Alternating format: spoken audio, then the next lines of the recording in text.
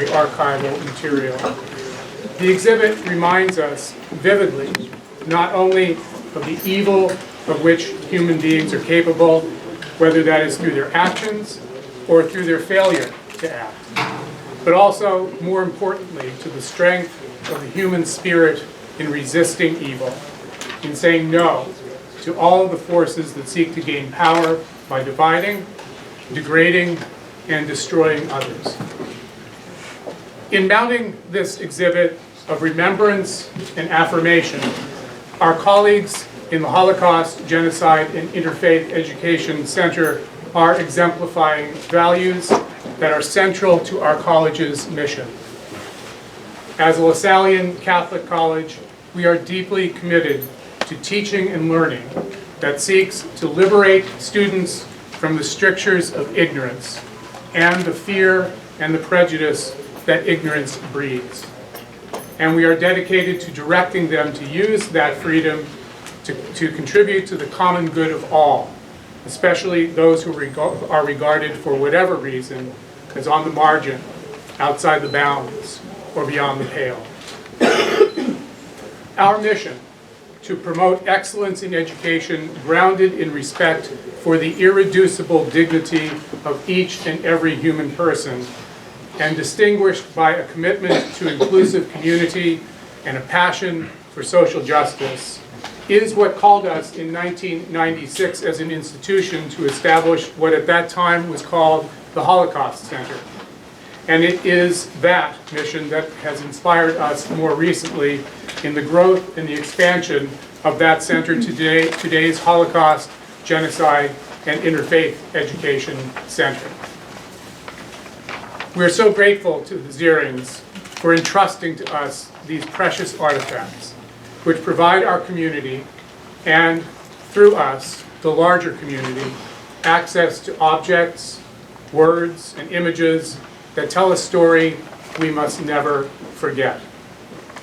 The contents of these rooms help to communicate powerfully to the next generation lessons on which we can draw and on which we must draw, allowing us better to recognize and to resist the many forms that hatred continues to take in our world. Again, thank you to the Zierings, thank you to Professor Afridi and everyone who has played a role in mounting this jewel of an exhibit. Thanks especially to our student docents who are wearing wonderful t-shirts with a question mark.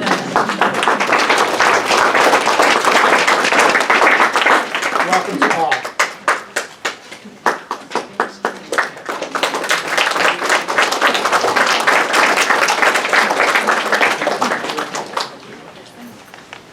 Hi everybody, Debby Ziering. I'm one of Herman and Lea Ziering's children.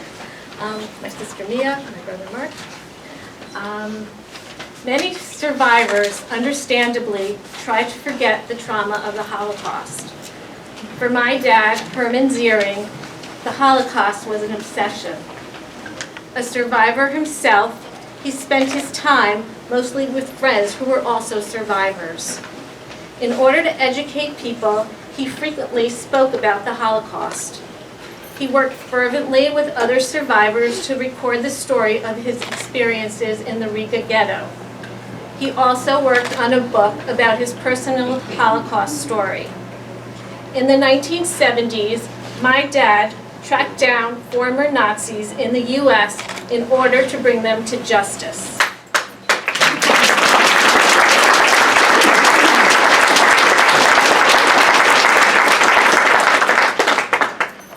My mother, Lea Ziering, was also a Holocaust survivor, but unlike my father, she didn't reveal much about her wartime experiences.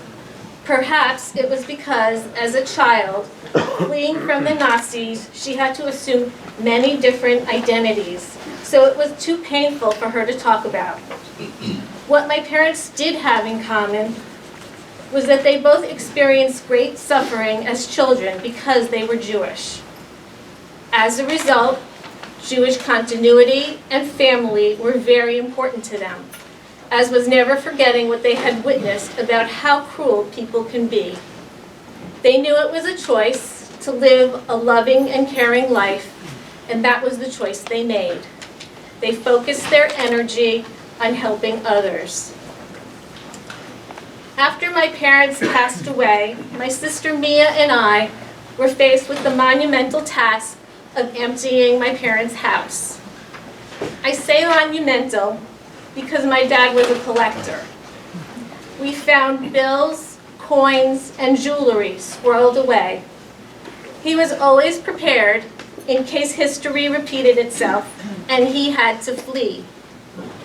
Dad knew times like these existed.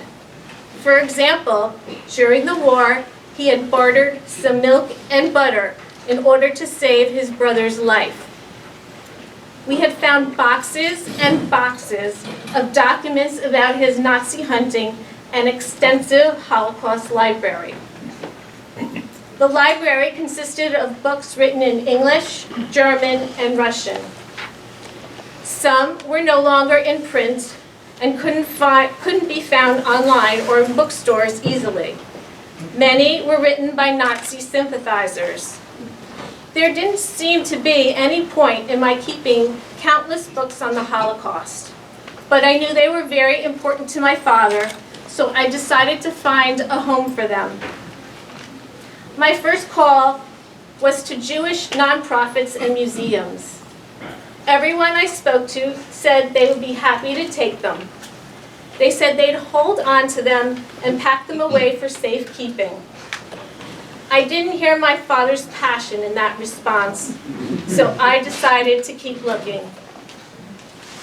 I sent emails to colleges in the New York area, continuing to believe that there was a like-minded spirit to that of my father, someone passionate about Holocaust education who cared about inspiring others to fight for justice. This time, I received only one response to my inquiries.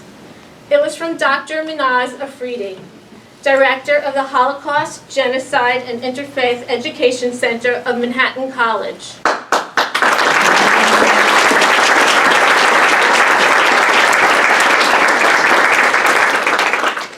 Never would I have expected to find my father's passionate, like-minded spirit in a Muslim woman at a Catholic college. But that is exactly what happened.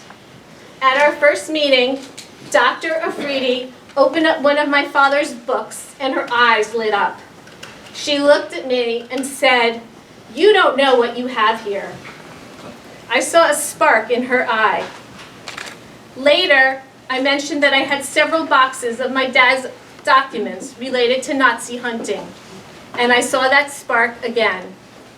When I brought the documents, her eyes lit up, and she said, "You really don't know what you have here." Dr. Afridi and I kept in touch. She invited me to lunch. She asked me about my family's stories and listened intently. Then, Dr. Alan Richards started joining us for lunch. He also asked me about my family's stories and listened intently. Never have I felt so interesting. Over time, a bond between us formed that I hadn't expected. I never would have expected my parents' possessions to find their home in a Lasallian college. But after learning about Lasallian values, which include respect for all people, creating an inclusive community, and concern for social justice, I couldn't imagine a better place. Here, professors and students are well aware that the Holocaust is not just a Jewish story, but a human story, one that is important to grapple with and learn from. The center makes history come alive through my parents' personal story, allowing students to learn and be inspired, to stop prejudice, think critically, and act courageously, just as it says outside the archive door. Dr. Afridi and I, a Muslim and a Jew, have developed a close relationship. We work together with a collective vision of what we can to stop anti-Semitism, genocide, and human rights violations. What I've ultimately learned is to change my expectations. Reaching out to others is how you find passionate partnerships to make the world a better place. Tonight is a fitting night for us to gather for the opening of this center. This evening begins the 9th of Cheshvan on the Jewish calendar. This is the 14th anniversary of my father's death. I cannot think of a better way to honor my father and my mother than by gathering together tonight for the opening of the Herman and Lea Ziering Archive.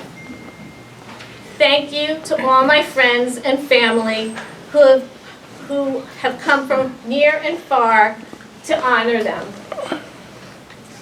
Many people worked very hard in making this center come to fruition. Dr. Afridi, yes, I can't thank you enough.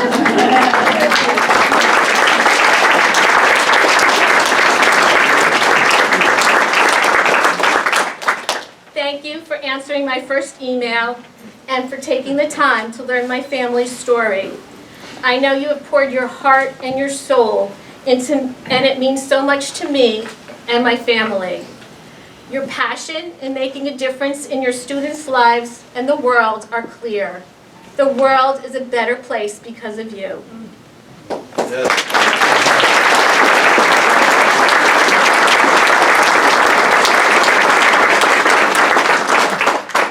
Thanks to Dr. Alan Richard, who flew from Texas every summer to help Dr. Afridi.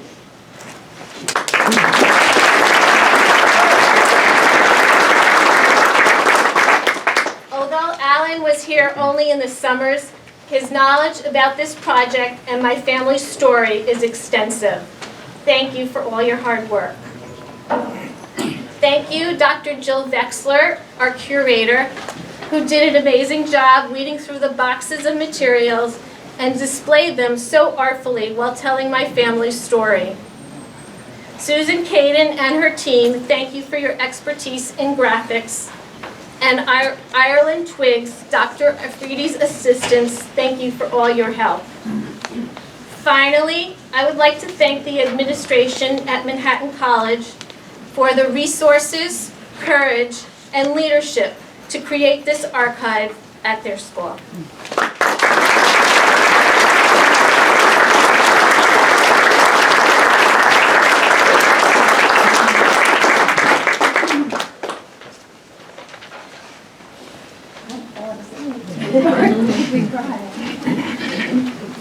Good evening.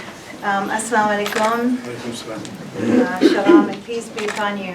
Thank you, Debbie. I was so embarrassed I feel like crying, but it's not really. So I don't really have much to say. I have a whole thing written up, but I'm not going to do that. I just want to say that I'm really honored to be doing this work.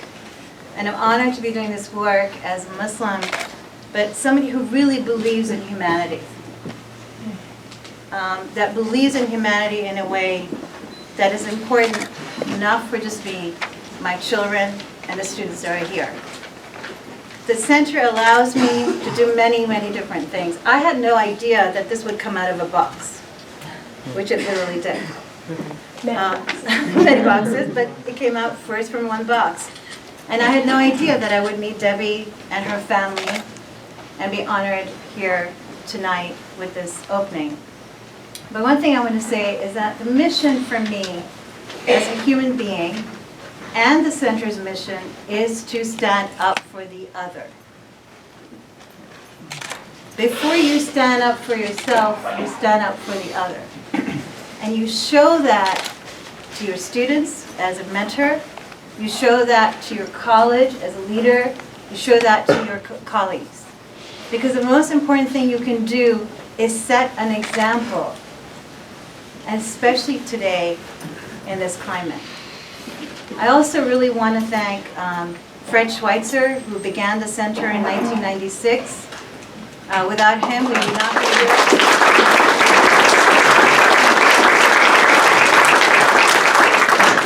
And our deceased brother Drake, who... I planted an acorn and behold the oak tree. Yes, he did. And so I really want to thank him. I want to thank Dr. Jeff Horton, who couldn't be here tonight. but he's the one who I succeeded, and he made many things possible even before I came into this role. And I really want to thank my department. They have to put up with me being a director as well as a faculty member, and I really want to give them a big hand.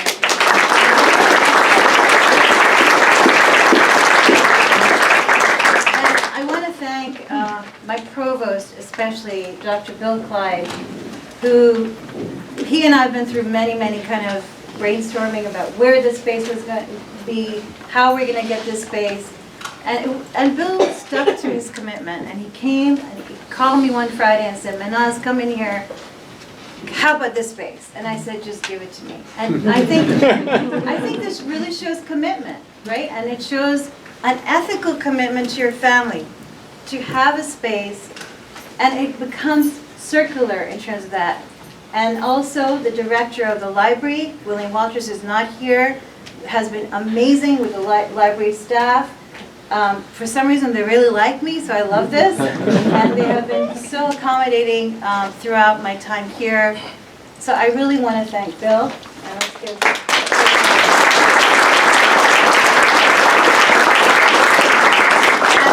President O'Donnell, you heard from him. He has also committed to making this center bigger and larger, and also giving me the freedom to do whatever I want, which is really how you do hard work. Because when you have the freedom and the space and the commitment and people around you who believe in you and trust you, then you start to produce more. And I'm very honored to be here. I want to thank Alan. He's an old friend of mine that comes here every summer and works with me. And we want to grow it into a Nazi hunting center or something. So I encourage you to support us in any way you can. Come back, take your time, spend time here. And I also want to thank my board, who is here also representing and have encouraged me to keep working on this. So I have many people to thank. But the one person I really want to thank is my husband, Scott Dennis.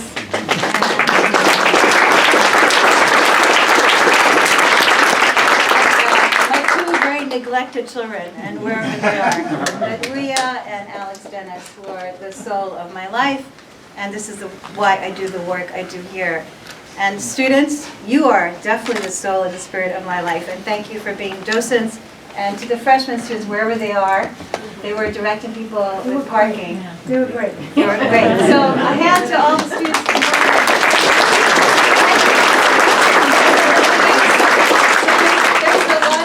Here, so why don't we grab something to eat and then slowly walk in small groups and out to view the exhibit. So please stay, come back. You're welcome to come here anytime. This will be open for everybody to view.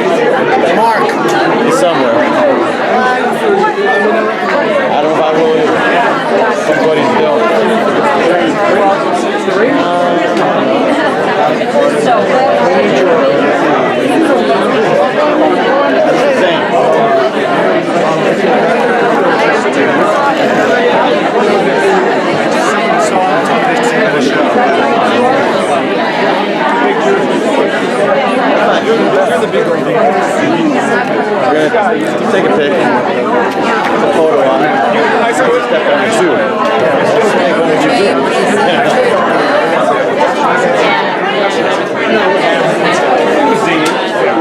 use the microphone. I used to do that. Thank you so much. There you go.